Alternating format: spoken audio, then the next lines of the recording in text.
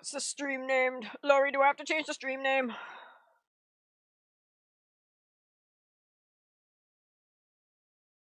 No, it's just React Day. Cool, we're good.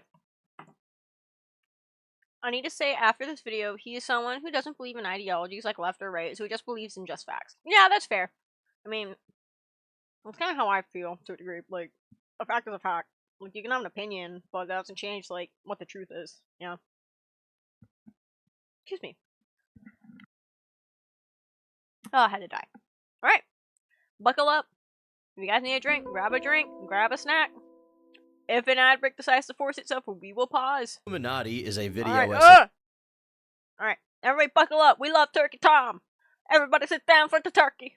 This is the one turkey we don't eat during Thanksgiving. Illuminaughti is a video essay channel about scams and other hot button issues. And if you know who I am, then you probably know who she is. There's some obvious similarities between our content. We both produce fully scripted documentaries, for lack of a better word, about topics people find interesting. She's called out Autism Speaks, SeaWorld, PETA, Andrew Tate, and The Right. It's time once again to stop pyramid schemes, scams, and other forms of corruption. A noble pursuit, no doubt, but recently, a boatload of information has come out about Illuminaughti that has painted her as a manipulative, vindictive individual who in many ways is comparable to the people she criticizes. Leaking private information to discredit someone, lying to her audience, paying people to sift through her ex-collaborators' content to find dirt on them, and running an alt account to try and ruin their career behind the scenes. All of this and more has led to the destruction of her reputation amongst viewers. The most ironic part is that she started it all herself by calling out another YouTuber for supposed plagiarism. This is the turbulent story of Illuminaughti. Evil of all people, bro. I'm like, that's crazy.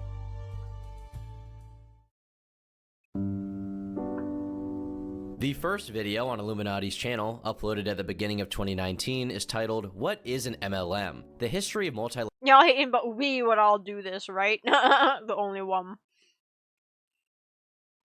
Level marketing. It introduces viewers to MLMs, a controversial marketing strategy where salespeople earn income not only from direct The other ones are 4 hours long. Holy shit. Product sales, but also from sales made by others they've recruited to the business, rather than receiving a fixed salary. While that may sound like a nebulous definition, an easier way to understand the concept is by thinking about it like a pyramid. At the highest level, you have the person who either created or sells a particular product. This person then recruits others underneath them to sell the product as well, and those individuals in turn recruit others below them to sell that same product. The people at the bottom of this structure contribute a portion of their earnings to those above them, as each salesman or woman receives a share of the money earned by their recruits. If you haven't already noticed, the triangle shape is what's caused many to label multi-level marketing as a pyramid scheme, with some going as far as to call them scams. Blair set out to expose these MLMs to her audience, with this video in particular being an introduction. Her channel art even reflects this theme, with the recognizable triangle-shaped head with the large eye in the middle, based on the Eye of Providence, which you're probably familiar with from seeing in pop culture. Or if you grew up when I did, your obvious introduction to it was Bill Cipher from Gravity Falls. However, even in her first video, it's obvious that this isn't Blair's debut on YouTube. She welcomes back her viewers. Hello everyone, and welcome back to the channel. If this is your first time here, my name is Blair, or the Illuminaughti, and today I'm super excited to talk about the subject that made me make this video. We're talking about— That's because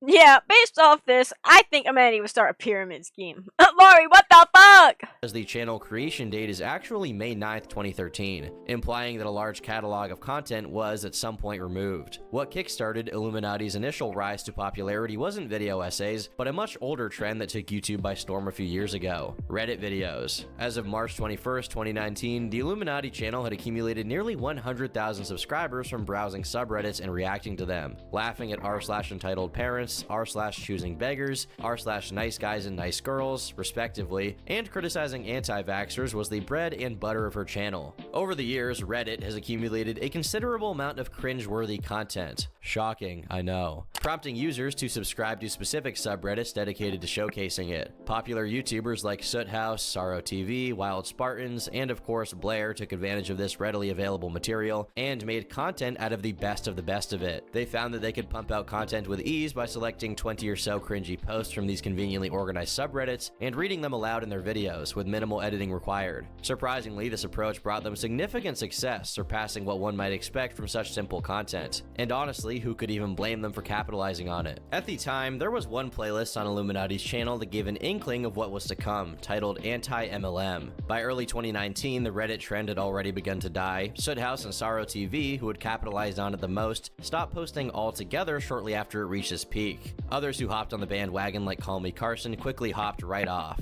If Blair wanted her channel to keep growing, she needed a new type of content, or she risked fading into obscurity. Luckily, a life raft would come her way in the form of video essays. SunnyB2, Patrick CC, and others began to make videos documenting interesting subjects. From the ever-classic rise and fall of an internet personality, to videos about specific controversies or websites, and even lists and icebergs. You name a mildly entertaining topic, and there's bound to be a video essay about it. It's a genre composed of well-edited, easy-to-digest content that gives the audience new food for thought, whether relatively basic or highly philosophical. On a weekly basis, I think Blair B2 rightly viewed this burgeoning market as a land of opportunity. As I previously mentioned, this type of content is the only one that even remains on Blair's channel. She quickly became dead set on exposing various companies, including Lyme Cosmetics, Chanel, Herbalife, the Salvation Army, and any MLMs she came across. She also ventured into broader topics like the education system, expanding beyond her specific focus on company exposés. The education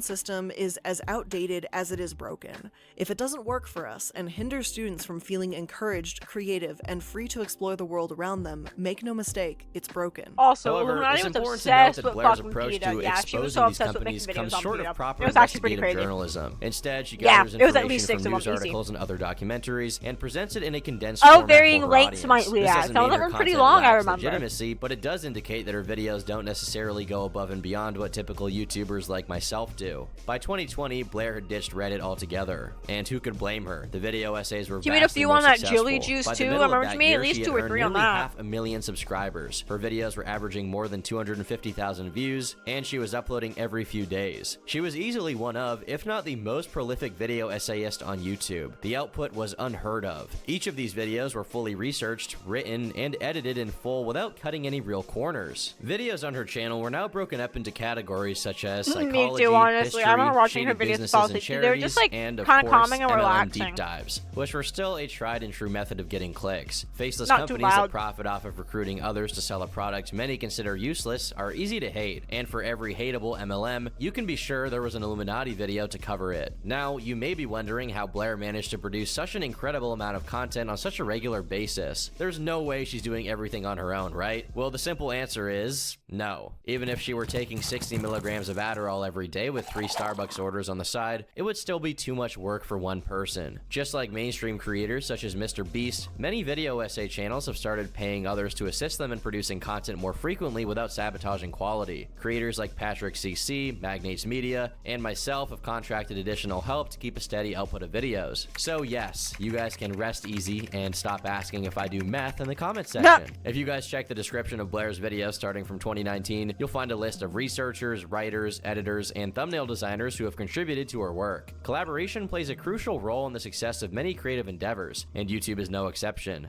Hello and welcome to The Corporate Casket, a bi-weekly series where bad businesses go to die. We will discuss any and everything from bad charities, terrible CEOs, and businesses that have a lot to hide. I'm the Illuminaughti, and today we're talking about an industry that has come up quite a few times before: supplements. And a man, he hired a small starved child. What? When? No, I did not.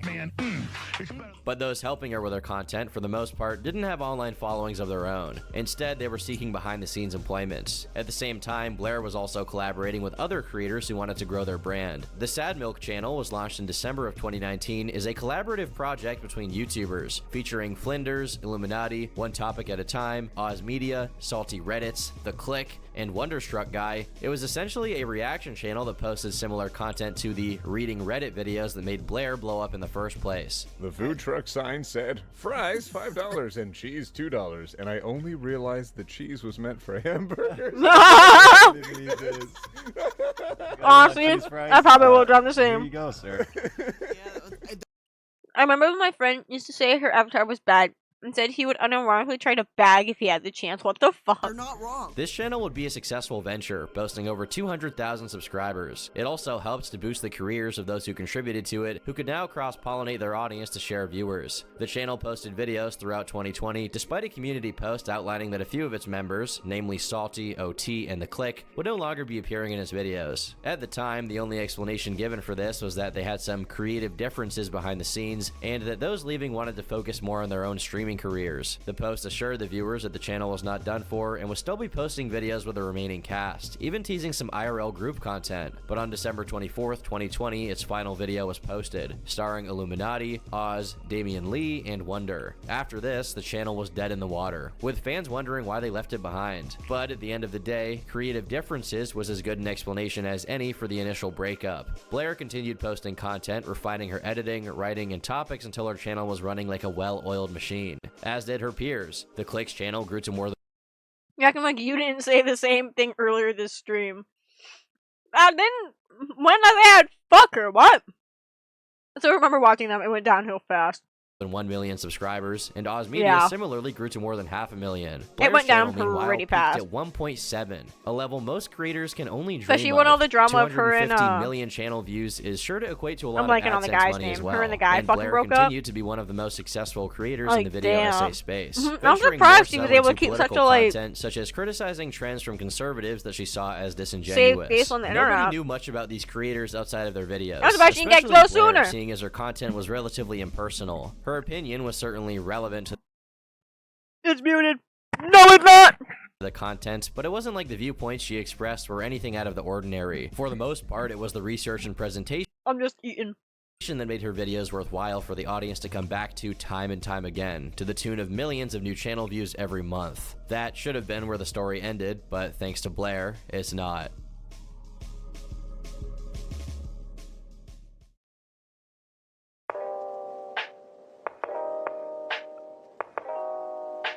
The first domino in toppling Blair's empire was actually pushed by her. On April 20th, 2023, Blair tweets out, "Not at Legal Eagle broaching my editors to take my video style," and when they didn't give up the info, they literally copied, and by the way, I have the messages from my editors, and I said I wanted to bag. Girl, is your shit muted? Oh, my shit's still on 2 mods.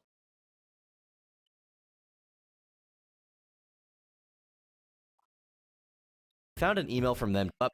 Tweets out, "Not at Legal Eagle broaching my editors to take my video style," and when they didn't give up the info, they literally copied, and by the way, I have the messages from my editors, and found an email from them too. Just changed the color from purple to blue, huh? Interesting. This is an allegation of plagiarism. She claims that someone from another YouTuber's team tried to steal her style, had been caught fishing for information about how to execute said style, and when the information wasn't given, they just figured it out themselves. She followed this up with an email from the editor in question, who wrote, "I work as an editor for Legal Eagle, and I was wondering if there were some After Effects plugins you guys use for things like the intro to the first NFL video, where the lighter color appears to stick out in 3D. We could recreate it, but we figured there was probably a faster method you guys were using. Here's the video I'm talking about so you know what I mean. Thanks, Danny." Blair then states that he also went to my Discord to try and get more to copy the style. Here we have the editor, Danny, asking if he's allowed to post a video essay he made inspired by Blair's channel, since he wouldn't want to break a no self-promo rule. 8 minutes later, he asks if there's some way Cussing a small child, by the way. he can You're talk to one of 16. the editors because he'd like to know how they did a specific effect. Another user tells him he has Her life got ruined over an edit. Yeah, literally. to be a higher rank in the server to post links, and then directs him to the proper channel. He follows up again by asking if he could speak to the editors, but this is where the screenshot ends. Blair then shows the two videos side by side, first hers and then Legal Eagle's, as evidence of this plagiarism. She follows this up with another example of a highlight effect being used on text to add to her narrative that Legal Eagle's editors were stealing her style. Bruh. Blair concludes by saying, I copyrighted a highlight, bro. "To be honest, I wouldn't have believed any of this was trying to replicate my videos if not for the email and Discord stuff that was done preemptive to their video coming out. Like, talk about, can I copy your homework? Yeah, but just make it a little different." She finishes with this meme about copying schoolwork to illustrate her point. Now, while Blair's initial tweet did get more than 700 likes, every follow-up tweet she made on the thread was increasingly less popular, as many realized how ridiculous this allegation was as they read on. Firstly, any points about editing is hard to justify in the first place because every video editor draws from inspiration when creating content. On top of that, people's editing style on YouTube usually just comes down to basic effects. Her posting her video next to Legal Eagle is like a schizophrenic putting a rock next to another rock. Yeah, literally. And presets, which the video editors don't even make. They come stock with software like Adobe Premiere. It's literally just that meme of corporate asked you to find the difference between these two photos. And they're the same photo. The thing you don't understand is that I'm the owner of Reddit reaction videos. Right, everyone bowed on the turn. He actually owns all the Reddit reaction videos. He's gonna copyright all of us. We're fucked. Sony Vegas, and DaVinci Resolve. But not only is the initial premise shaky on its own, the actual examples she shows, being the ripped paper and highlighting effects, are extremely common visuals for video essayists to use on YouTube. Thousands of independent creators have employed these two techniques. The highlighter effect in question is commonly referred to by many as the Vox highlighter effect because of the video publisher Vox using it in their videos often. There's plenty of tutorials too, both old and new, that inform aspiring editors how to create the look. The same goes for this ripped paper effect, with thousands of stock photos being available for commercial purchase that showcase the same thing, and plenty of YouTubers and documentaries have used that background for its simple, appealing look on thousands of other occasions as well. Tedious details aside, the intentions of Danny, Legal Eagle's editor, just don't come off as malicious. It's as simple as that. He even states he could recreate the effects himself, but thought it was more convenient to ask for assistance. For someone like Blair, whose channel contains almost nothing purely original and is, like many channels, a melting pot of various ideas and influences from all over the place, to complain about her editing style being copied, something she isn't even particularly known for, is strange. Many creators in the replies express their confusion. Your example is highlighting text? Vox would like a word, as would my videos from 2015, and just about a million other creators. You think you invented the highlighter animation and have a claim to it? We've been using that effect before your channel even existed. Just to clarify, one of Legal Eagle's editors asked one of your editors what plugin they used for a personal video they were working on for their own channel. I take plagiarism really seriously. Isn't she like 30? I feel she was too grown for this shit. Yeah, literally. Grown-ass woman, might we add. This ain't no teenager, grown-ass woman. Seriously, so I'm interested in an explanation of what exactly is wrong here. Furthermore, some began questioning if this wild and baseless accusation was just a one-off incident or part of a larger pattern of behavior from Blair. Legal Eagle himself responded the same day in confusion, reiterating the points many had already made before he managed to address the controversy, stating, "YouTube is great because it's collaborative and the rising tide raises all ships. My team and I always try to provide original, high-quality, informative content. We try to help others when they ask for it. There aren't really any trade secrets around here." Blair quietly deleted the post and didn't make another public statement for the time being, seemingly backing off on her prior stance. However, the floodgates had been opened. Bomber Guy responded with his own accusation, saying that Blair had plagiarized the documentary on her own channel and in a much more egregious way. Professor Hugh Fudenberg. Professor Fudenberg has long been controversial. A man named Hugh Fudenberg, a former immunologist who has been long controversial. In 1989, he was caught up in a bizarre lawsuit involving the Food and Drug Administration, which told him he had to stop injecting his autistic child patients with blood products. In 1989, he was caught up in a bizarre lawsuit with the Food and Drug Administration, which told him he had to stop injecting his autistic patients with blood products. Now, not only was the initial allegation discredited, but her credibility as a narrator was done for. She looked to be guilty of the same thing she had accused others of, and to a much greater degree. Plagiarism is one of the most serious accusations you can levy against a creator since it devalues their work entirely. And with this new accusation towards Blair, it was about her writing, not just some video editing trick. In hindsight, her tweet that started this all looked like projection. Her deleting her original tweet against Legal Eagle didn't stop those flooding her replies, demanding an explanation. For now, she stayed silent, apart from a statement the same day claiming someone had been trying to hack into her accounts. Meanwhile, the drama wouldn't be contained to Twitter. Creators knew the time to drop videos was now, while the topic was still hot. First, Illuminaughti starts off with this email containing supposedly nefarious activity. This editor is trying to steal her editor's style, but that's not really what's going on here, right? They're just asking about some plugin, a pre-existing asset that they may have used. Original content. Tom says, "Oof, I used to watch her stuff, but found it odd how she was able to churn out so many video essays at a regular pace. I had no proof that anything malicious was going on, but the vibes were just off, you know? Glad it wasn't all just in my imagination." Well, the thing is, Legal Eagle I don't even think needed to defend himself. I don't think they had to come out and say anything at all. The community ate Illuminaughti alive for the claim because it was so outrageous. The public was eating Illuminaughti alive, and yet it was still just the beginning of Blair's no-good, very bad week.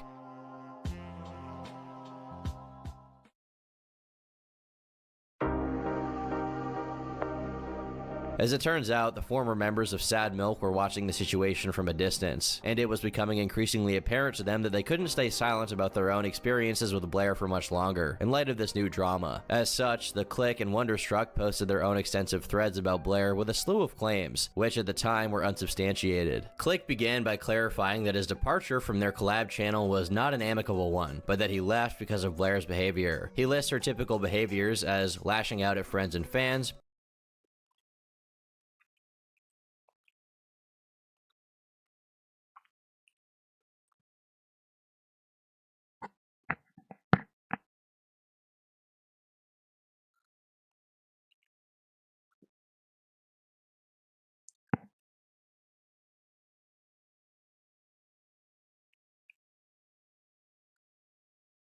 Why are we going back? What, you're not getting a fucking ad right now, Lori? The fuck? Alright. It's funny seeing people being guilty of what they accuse others almost poetic. So yeah, outrageous. no, it really is. the public was eating Illuminaughti alive, and yet it was still just the beginning of Blair's no good, very bad week.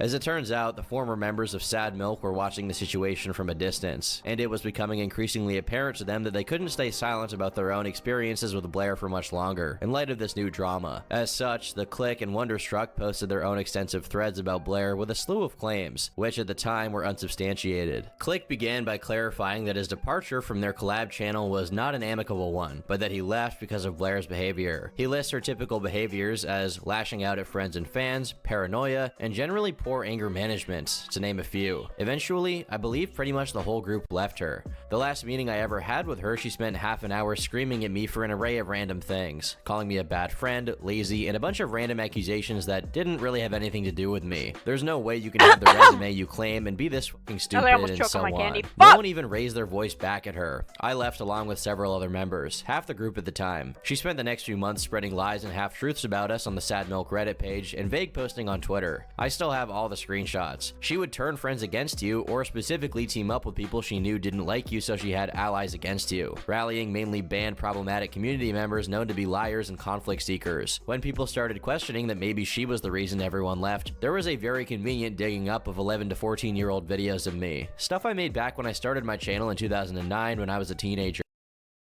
How much am3nity was famous and pisses me off so I could make posts about her. Wow.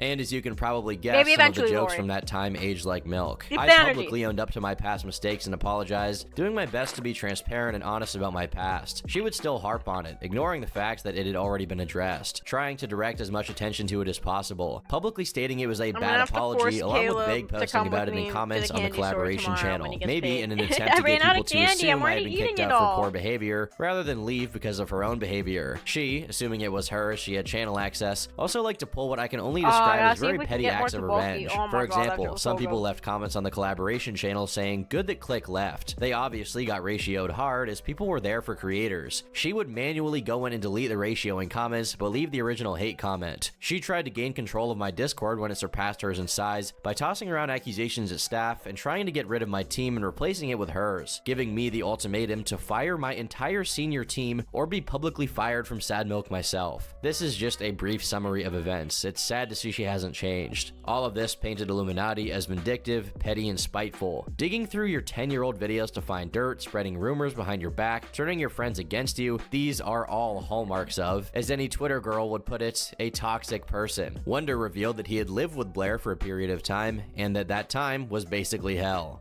After being threatened with a breach of contract for speaking out, I can confirm that the behavior Blair exhibits is entirely accurate here. Sad Milk at the time was the nearest thing to family I had, which sounds pathetic, but the content creator space is a very isolating one. The amount of hours I would spend online making drafts, editor tutorials for new hires, staying up trying to get some editing in if editors were shorthanded. I missed Christmas with my brother and father fixing the mistake of the editor she hired, and I didn't even get a thank you, and it took me more than half a month to even get paid. Meanwhile, she delays payments to editors editors so she can purchase expensive clothes, I visit already have BMW 500 plus dealerships, points, and so spend close to hundreds the on text food in a day. speech. While I do hold my beliefs towards certain matters, every month or so there's a new villain of the week. Yeah, add And they more would stuff, one too. second be a normal person in our lives, and the next second, suddenly a hidden monster through, you guessed it, Blair's mouth. To say Sad Milk split on creative differences is a joke. It's a flat-out lie. Again, I'm aware of the bridges burned, but I can confirm that call took place where she screamed, cursed, and had a meltdown towards the clique and one topic. It was a train wreck. I tried making us schedules. I motivated Blair during another mental breakdown of hers not to delete the channel or the Discord, since I actively read through the comments on both. And we had people who we mattered to. After months of behind-the-scenes insults towards clique and OT, it became so stale and negative.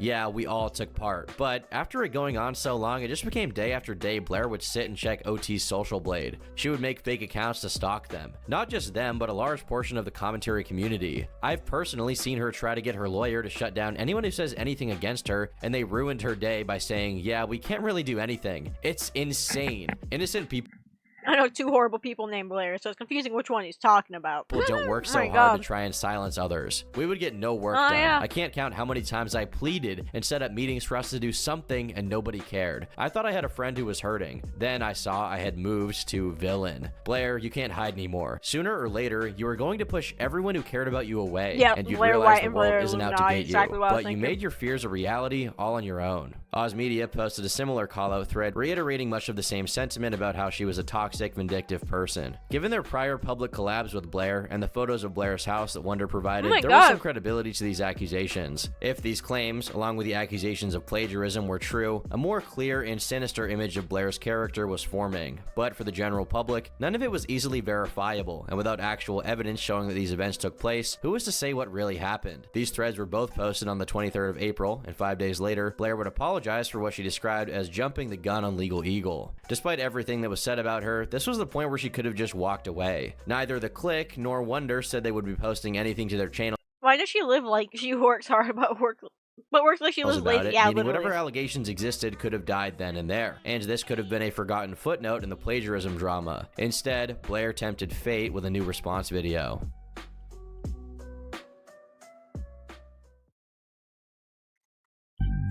I'm mad. I'm running out of chocolates. I got those A caramel video by Hershey Blair shits. titled Oh my God, they're so Illuminaughti good. I Exposed recommend was them. framed as the conclusive I'm not even video big on on the chocolate, and topic. they're so Blair fucking opened good. by reiterating her regret over the tweet about Legal Eagle. Truthfully, I should have looked into this more instead of just putting the information out there the second I had a gut reaction about it.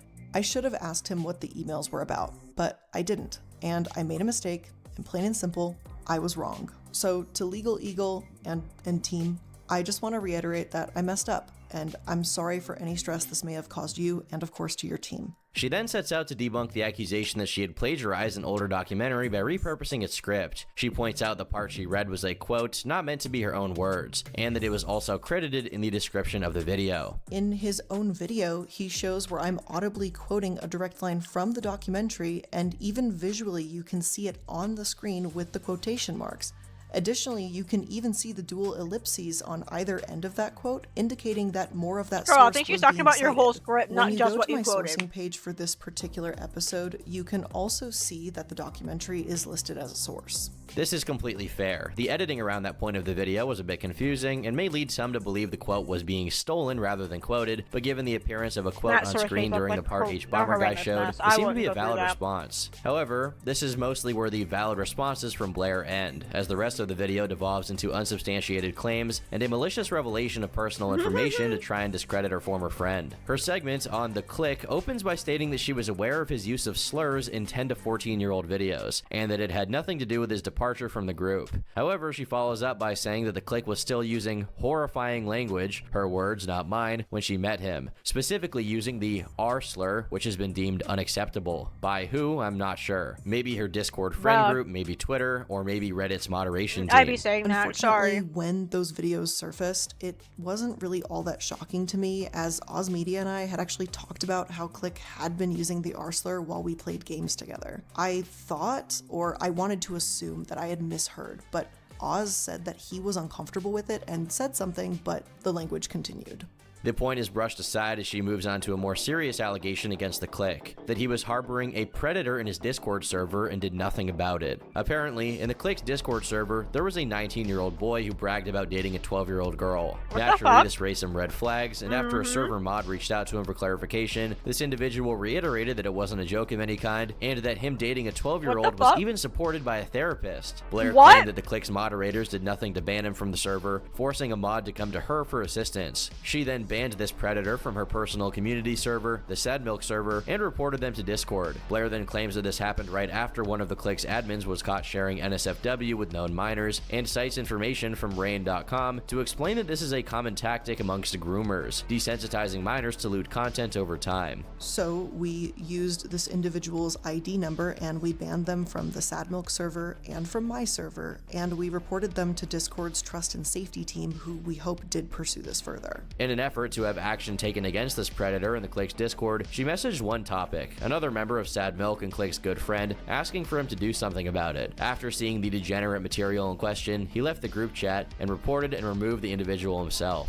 She concludes this section of the video by saying that the clique cultivated an environment that was unsafe for minors on his server. On your Discord server that had, and likely still has, minors present, you as an adult need to do the right thing and actually pay attention to what goes down in your server, or ensure a team will take action against inappropriate behavior. I am sorry to those minors who were spoken to in such an inappropriate way. Now, in this video, Blair never states that this was the reason why she stopped working with the clique. In fact, she doesn't address the vast majority of the points he raised in his thread. Instead, she focuses on highlighting that he used the R slur and is supposedly indifferent towards I'm jealous. being on his Discord. She gives a 2-minute diatribe passionately discussing why grooming children is bad, as if anyone needed that explanation. She even states that this situation made her regret trying to get his channel reinstated when it was previously deleted for some old content that violated terms of service. She claims she spoke to YouTube directly and implies her efforts are the reason why the channel still exists today. But because of his mishandling of his community, she now regrets that. Many were quick to point out the ridiculousness of the pedo allegation, especially with no screenshots to back up the notion that the clique hadn't tried to help. Given the server had 40,000 members, there were bound to be a few bad apples in the bunch. Nevertheless, the section paled in comparison to the issues present in her response to Wonder. It similarly avoided most of what was said in the thread, instead pivoting to attacking his character as a means to discredit his claims. Blair begins by claiming she never neglected to pay Wonder, which was one of his allegations, where he said that payments to editors were delayed while Blair visited BMW dealerships and ordered Uber Eats. He says that it took more than half a month for him to be paid, while Blair claims that this was just the way she and many companies pay their employees on a bi-weekly basis. She then says the reason Wonder lived with her was because she generously extended him a job offer for an easy editing gig and allowed him to live under her roof for a time. According to her, despite this generosity, he trashed the car she lended to him. Within 1 month of using the vehicle, the car was visibly soiled. Trash was littered in the car. It contained dirty clothing, which consisted of I think 2 pairs of dirty boxers and maybe 3 mismatched socks. There was also a huge crack that went across most of the windshield, and for some reason the glove box compartment in the front passenger seat was somehow broken. The state of the vehicle was shocking, to be honest, but at this point I was just happy to have my car back and know that it couldn't be damaged any further. This segment mostly comes down to Blair publishing petty interpersonal drama that never needed to be made public in the first place. But in fairness, Wonder initially did the same by posting pictures of her house that made it look like it belonged on an episode of Hoarders. Nonetheless, Blair then delved into Wonder's mental health and addressed his intention of suicide, as well as a message where he stated that the emotional pressure from her is what pushed him over the edge. Blair didn't explain why this was at all relevant, but it appeared to be an attempt by her to make Wonder look unstable. Inexplicably, she spends a few minutes talking about how her dog and his dog didn't get along when they lived together. The tension began with our dogs and his unwillingness to help ease the situation between our pets. I did everything I thought of at the time to introduce James and Casper in a way that facilitated a good relationship between the dogs. They met on neutral ground at a dog park and only had supervised play at the house.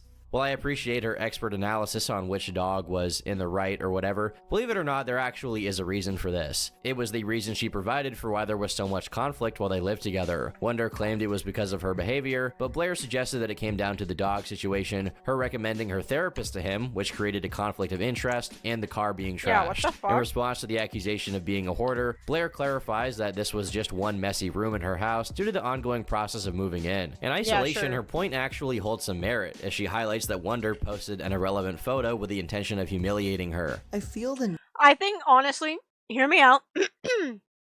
Don't worry, to be honest, I've never had closure about the Illuminati situation.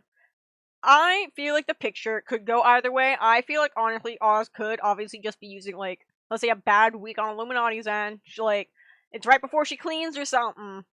It's like, oh, look, she's a hoarder too. Like, I don't know. But, like, she could also just be a fucking hoarder and not give a fuck. And I kind of lean towards the latter here, you know? So, I definitely see how the photo could be, like, kind of iffy, like, evidence here. Like, that's kind of random to be like, and there's a mess in the house. She doesn't clean. She doesn't cook, and she doesn't clean. Like, okay. Need to point out these minor details since the out-of-context photos of the house being moved into are being used as a way to show that I'm a supposed monster and that, quote, my home is a mess, like hoarders bad. And just, what was the point of this wonder? Why would you even bother posting something like this except to humiliate me? This was a room that we told you we were using to move, and we let you know it was off limits to you. She doesn't own an air fryer. Alone shows yeah, you know damn well she don't. lack of respect for Oz's and my boundaries. And wonder, I am sorry that I was ever friends with you. Towards the end of the video, Blair starts crying as she expresses how deeply the falling out between Jarvis, her and Oz turn media on the air affected fryer. her. You were right.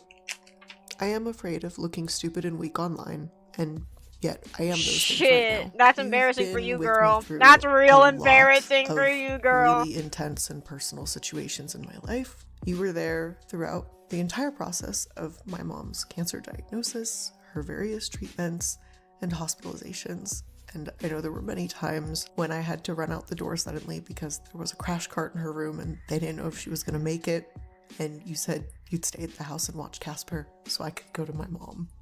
The video concludes with Blair acknowledging that she wants to take responsibility for her faults, such as her impulsivity in the Legal Eagle situation. Her immediate fan base, with little knowledge of the situation, were supportive. However, some viewers found her remarks lacking substance. They noted that the segments on the click appeared to be thin on evidence, despite her initial promise of providing screenshots as evidence. No actual screenshots were shown to support her claims against the click. Furthermore, many took issue with her disclosing Wonder's mental health status. Posting Wonder's suicide note is disgusting. I don't care how you two fell out, he trusted you with a very sensitive situation, and you used that to get the focus off of yourself. That's disgusting. You have no shame. This is immensely disappointing. I was hoping the information and rumors I'd been hearing about you for years were untrue, but it looks as if I was sorely mistaken. The click hinted that a detailed response was to come, while the other former Sad Milk members posted their own rebuttals on Twitter. While the dislike bar on Blair's video climbed, people waited with bated breath to see if the click's response would be the final nail in the coffin of this saga. Not planned.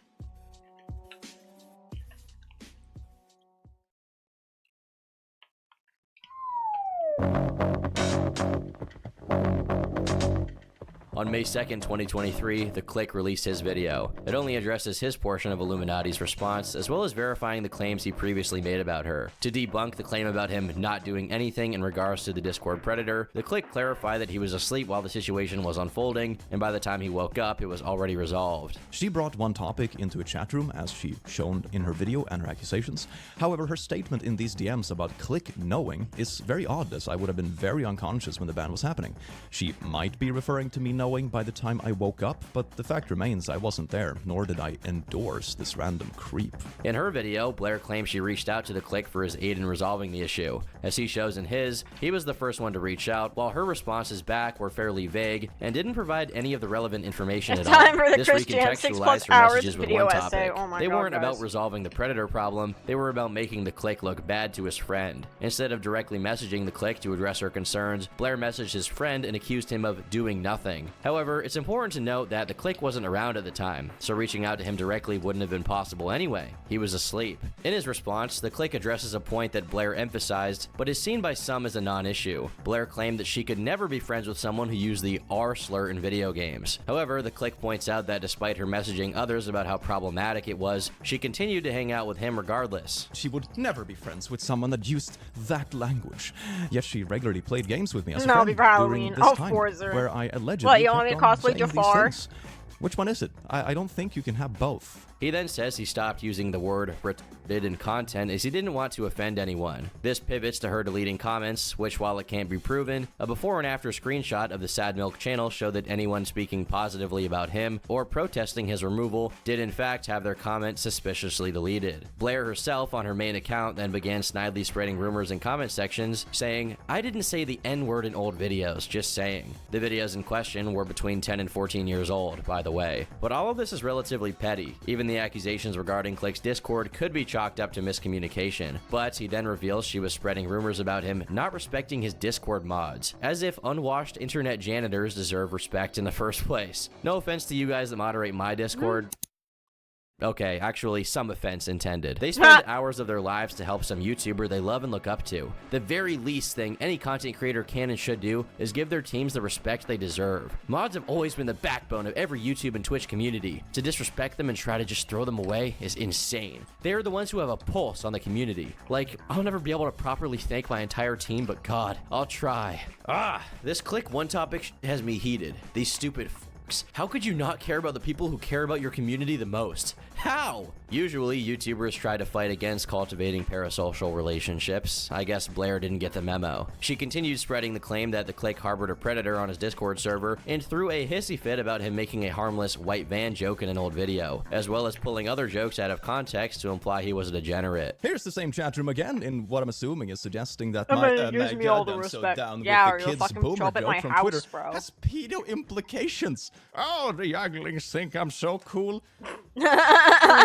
Blair then began enlisting people to dig through 10-year-old Let's Plays to find dirt on him. Gotta, Again, here's the video still up with the R-slur at 340-ish. Keep in mind, this was 2010, when the Click was in high school and didn't have any kind of audience. She talked with glee about the day when the public would eventually become aware of his past slur usage and cancel him. Ever since we made the Sad Milk announcement, some fans have been putting it together, while I'm mostly the bad some are figuring it out. Listen, I have Click on video saying the F-slur and R-slur. He will put himself with his own ego, and I won't have to deal with any of that. Oh yeah, it's in his old videos. Some Discord users are overweight mods, some are e-girls, some are traps, and some make Machiavellian plots to destroy their friends' careers because 10 years ago they said retard. The amount of spite you must feel to devote this much energy to someone who did nothing wrong to you is unimaginable. I'm a level with y'all here. Reading through things and seeing people excuse Click saying the R-slur because it was 10 years ago and it's irrelevant is super yikes to me. Super yikes. Oh boy.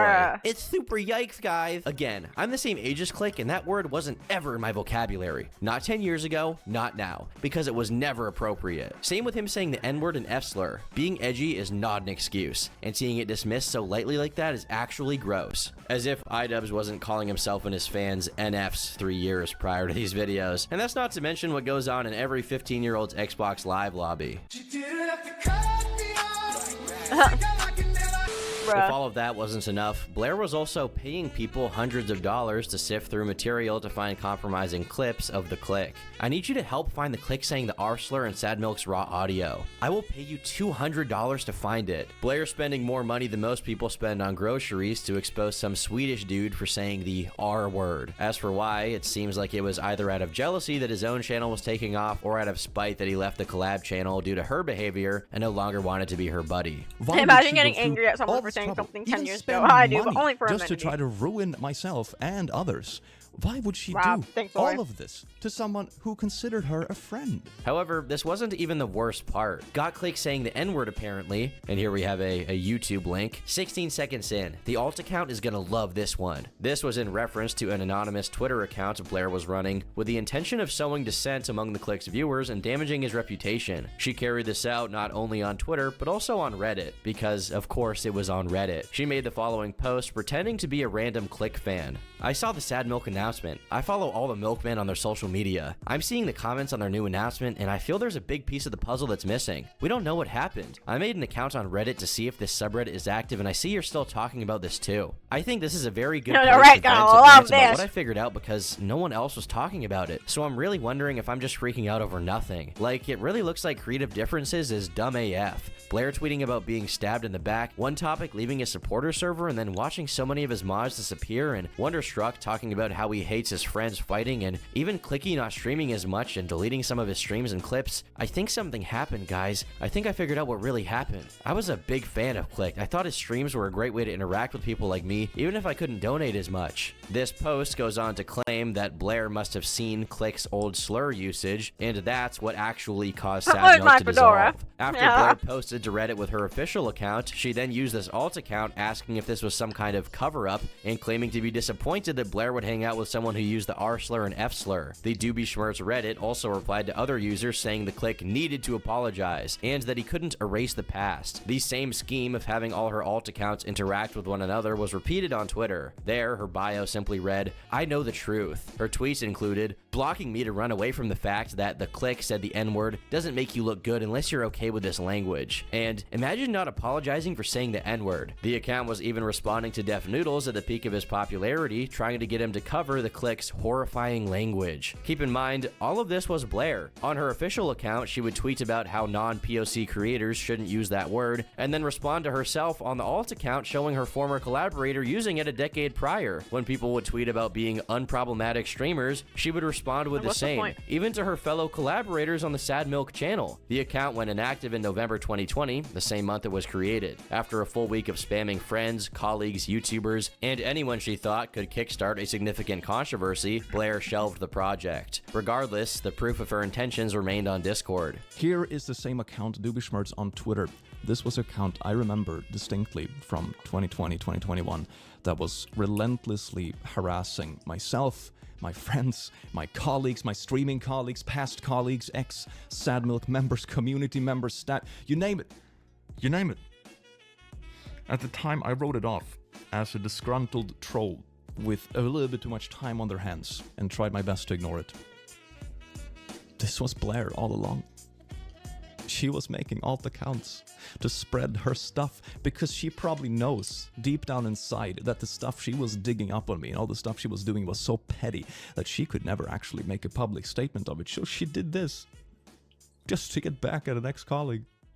She did this. She paid people to dig up dirt, make alt accounts, harass me for months.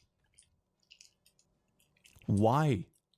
The top comment on Click's video was from am3nity himself, who had assisted Blair with a lot of her shenanigans. "Hey everyone, I wanted to thank the Click for being so forgiving with how complicit I was with a lot of Blair's behavior, especially with her alt account. I should have done more to stop her. I honestly don't remember much, but I've seemed to mentally distance myself from these actions and my involvement. This doesn't excuse my part in this. I, at the time, was apparently aware of Blair doing this. I don't remember my involvement. All I have to go off of is that screenshot Click showed at the given timestamp. I have a lot of growing I need to do to fix the mistakes I made with backing someone I genuinely believe was the right choice. I'm taking responsibility now, though, and admitting that I fucked up by not only backing the wrong horse, but doing nothing when this horse seemingly started to kick and bite people. Yes, the horse will be a horse, but I could have probably done more." The remainder of the comment section consisted of fans expressing their shock at these revelations. When posts about the drama started spreading to Blair's own subreddit, they were deleted before they could gain any traction, and then the Reddit was shut down. Meanwhile, other subs were readily spreading the info from the video, appalled at how vindictive and unhinged her behavior was. Tweets went viral calling her a garbage human being, while others reposted their messages from the comment section sharing their sympathies for those she tried to hurt. As public distaste for Illuminaughti grew, her subscriber count fell, in excess of 10,000 to 20,000 per day. On May 11th, Wonderstruck released his own video detailing his own experience working for Blair, reiterating everything he said in the thread. While his claims were less shocking, they still added to the overall narrative of how unstable Blair was and still is.